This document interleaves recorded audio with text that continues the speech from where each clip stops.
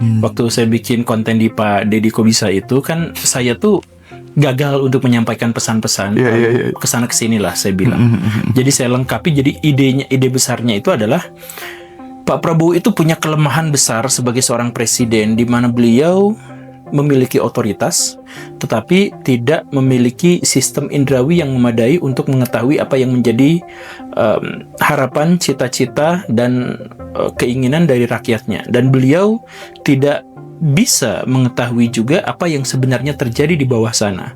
Jadi Pak Prabowo itu gak tahu soal kehidupan. Salah satu yang saya contohkan di video saya dan di konten Pak Deddy itu adalah bahwa ketika Pak Prabowo entah gimmick atau tidak itu bertanya, buzzer itu apa gitu. Buzzer itu apa? Pura-pura nggak tahu kali ya, nggak mungkin. Semoga. Lah. Tapi kalau pura-pura nggak tahu berarti ya sama buruknya berarti. Berarti gimmicknya tuh udah keterlaluan. Gitu. Tapi kalau misalkan dia beneran nggak tahu, apa yang dibicarakan sama masyarakat dia nggak tahu. Dan saya juga melihat bahwa selama ini Pak Prabowo itu memang tidak banyak tahu tentang apa yang menjadi keresahan masyarakat di bawah. Bener-bener gak tahu gitu. Jadi undang-undang TNI dia tuh yakin bahwa ini tuh didukung oleh banyak orang, bahwa misalkan Indonesia akan menjadi negara ekonomi terbesar. Beliau tuh masih percaya dengan yang seperti itu gitu. Dan karena apa ya? Karena dari pembisik-pembisik terdalamnya, dari orang-orang yang di sekelilingnya. Dan ada bukan satu orang yang berkata kepada saya, dan ini adalah saksi mata yang pernah bergaul dengan Pak Prabowo. Mereka itu mengatakan bahwa Pak Prabowo itu kadang-kadang kaget kalau dikasih tahu sesuatu tentang rakyat gitu. Oh gitu ya? Oh, saya nggak tahu. Nah, karena apa ya? Karena ketergantungan Pak Prabowo pada orang-orang terdekatnya. Dugaan saya adalah Pak Prabowo itu kan adalah orang yang terlalu sering dikhianati. Karena itu beliau itu sangat verifikatif terhadap informasi-informasi, dan karena verifikatif itu semakin tua itu semakin sulit untuk melakukannya, memverifikasi, maka beliau ketergantungan sama orang-orang terdekatnya saja. Jadi mau kenyataannya A, kalau dibisikinnya B, ya akhirnya jadi B gitu, menurut beliau itu. Makanya saya sindir kemarin juga adalah Pak Prabowo itu adalah orang yang 2 kali sujud syukur atas kekalahannya dalam pemilu. Pemilu yang pertama, semua media mengatakan pemenang Jokowi. Dia gara-gara orang terdalamnya, selingkaran survei di dalamnya itu ngomong sujud syukur dulu ya. Menang, ya dia yang sujud syukur gitu karena yakin dengan bisikan dari orang dalamnya. Iya. Kalau sekali gitu wajar, 2 kali. Iya. Artinya gara-gara quick count gitu ya. Ya quick count juga kan memenangkan Pak Jokowi. Quick count memenangkan Pak Jokowi, media sebagian besar juga memenangkan sujud syukur dulu ya. Tapi sujud syukur karena apa? Ring terdalamnya mengatakan dia yang menang gitu. Oke. Coba kalau misalkan terus-terusan seperti ini, bisakah Pak Prabowo bertahan sampai 2027? Kalau misalkan terus-terusan dia gak denger mahasiswa ngomong, dia gak tahu realitas, dia hanya dari orang yang membumbui Indonesia emas tahun 2045, bahwa Indonesia bonus demografi sampai dari tahun 2030 dan sebagainya. Kalau memang seperti itu terus, ya kapan dia bisa memahami apa yang terjadi? Kalau dia tidak paham apa yang sesungguhnya terjadi, bagaimana dia sebagai presiden menghasilkan kebijakan-kebijakan yang solutif? Tapi saya sangat merindukan Pak Prabowo yang masih bernada militer itu, bukan Pak Prabowo yang gemoy gitu. Petrus bisa berlaku dong kalau bernada militer. Bukan, Pak Prabowo itu gak akan berani melakukan Petrus karena gini nih Pak, pemimpin otoriter itu kadang-kadang baik. Tapi syarat utama menjadi pemimpin otoriter itu adalah bahwa dia harus memegang penuh otoritas. Kalau misalkan dia jadi pemimpin otoriter tapi lemah, maka dia digilitin. Jadi kan di Prancis dulu tuh ada 3 orang pemimpin yang 3-tiganya otoriter. Yang pertama adalah Louis XIV, lalu anaknya atau keturunannya Louis XV, kemudian Louis XVI. Louis XIV menjadikan Prancis sebagai kekuatan Eropa terbesar kedua setelah Inggris dengan otoritarian. Tapi generasi Louis ke-16 itu dianya digilitin, sama-sama otoriter, tapi apa yang membedakannya?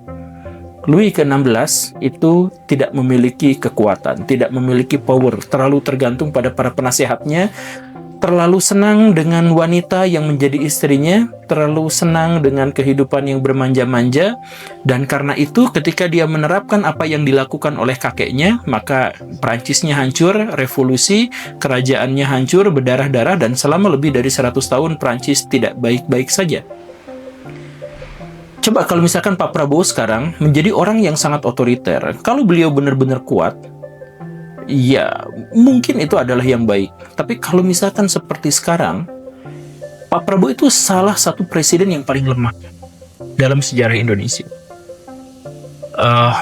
Saya menempatkan nomor ketiga presiden paling lemah se-Indonesia setelah Pak Habibie dan Gus Dur. Untuk dalam hal kekuatan untuk mengontrol satu negara gitu ya. Lemah sekali. Jadi untuk menjadi calon presiden, dia harus menjadi menhan dan menjilat semua kata-katanya soal oposisi terhadap Jokowi. Itu saja sudah menunjukkan beliau lemah. Kemudian beliau naik mencalonkan dengan imbalan Gibran menjadi wakilnya, menerobos konstitusi. Itu menunjukkan kelemahannya, bahwa setelah terpilih beliau mengumpulkan suatu koalisi dalam satu kesatuan sehingga DPR 80%-nya itu adalah orang yang bersama dengannya, koalisinya. Itu juga menunjukkan kelemahannya. Kemudian beliau bikin kementerian sampai banyak banget, dirjennya banyak banget, bahkan ada wakil menterinya, yang ditotalkan kabinet kita itu tembus 100 orang. Itu juga menunjukkan kelemahannya, bahwa setelah itu pun Pak Prabowo itu masih aja mengeluarkan kebijakan-kebijakan yang bukan sesuai dengan keinginan rakyat, tapi sesuai dengan keinginan para pembisik di sekelilingnya. Itu juga menunjukkan karakteristik yang sangat-sangat lemah. Jadi, dan beliau juga tidak keberatan ketika ada istilah matahari kembar. Ya, kata beliau ya baik-baik saja. Dulu tuh beliau marah-marah ketika Jokowi disebut sebagai petugas partai. Ya karena apa? Ya otoritas presiden itu tidak boleh ditandingi oleh orang lain. Tidak boleh ada matahari kembar. Nah sekarang beliau disebut matahari kembar ya baik-baik aja. Ya sama aja kan. Itu menunjukkan betapa lemahnya. Kalau misalkan orang semacam ini, saya mohon maaf ya, melakukan tindakan-tindakan yang otoriter, maka semua otoritarian itu akan mengena pada dirinya sendiri. Ya karena untuk menjadi otoriter, syarat sah pertamanya itu adalah dia harus benar-benar kuat. Xi Jinping mau otoriter juga nggak apa-apa, karena semua tergantung pada dirinya. Coba kalau misalkan dia mati sekarang, Cina bangkrut, bisa aja gitu kan. Chaos bisa aja. Nah, makanya semuanya tergantung sama dirinya, makanya dia menjadi otoriter. Jadi ibaratnya misalkan gini lah, dalam satu kelompok 10 orang, saya jadi orang yang paling kuat di sana, paling jago berantem, paling tahan bacok, mantranya paling banyak, kesaktiannya paling banyak. Saya otoriter. Maka orang-orang itu ya tetap bungkam dan gak punya pilihan. Okay. Tapi kalau saya jadi anak paling kecil, paling sakit-sakitan, kemudian saya nyuruh, woi kamu yang gede-gede harus gini, ya digebuk sayanya. Ketika yang wamen ngomong di palak ormas itu kan biasa gitu. Tradisi lebaran gitu. Dia tuh mikirnya, dia mimik mukanya apanya nggak merasa bersalah dengan kata-kata itu. Ya karena dia pengiranya begitu. Saking dia tidak tahu apa yang terjadi di masyarakat. Gitu kan. Kemudian yang soal kepala babi itu gitu. Dimasak aja. Ya dimasak aja. Saking dia tuh tidak tahu betapa demokrasi di Indonesia itu terancam gitu. Itu siapa yang ngirim kepala babi itu? Apakah tukang judol? Apakah apa? Ya seharusnya itu kan yang dipikirkan, tapi dia gak mikir ke arah sana ya. Ya baik-baik saja kok semuanya juga. Ya kayak gitu, makanya dijadikan guyonan. Kayak Komeng yang bikin guyonan itu kan. Ya seperti itu. Jadi itu bukan salah ucap. Itu adalah karena mereka tidak tahu apa yang sebenarnya terjadi di masyarakat.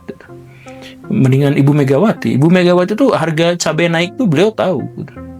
Harga minyak goreng mahal beliau tuh tahu Ibu Megawati itu. Kalau yang berhubungan dengan urusan dapur beliau tuh tahu. Ya setidaknya ya.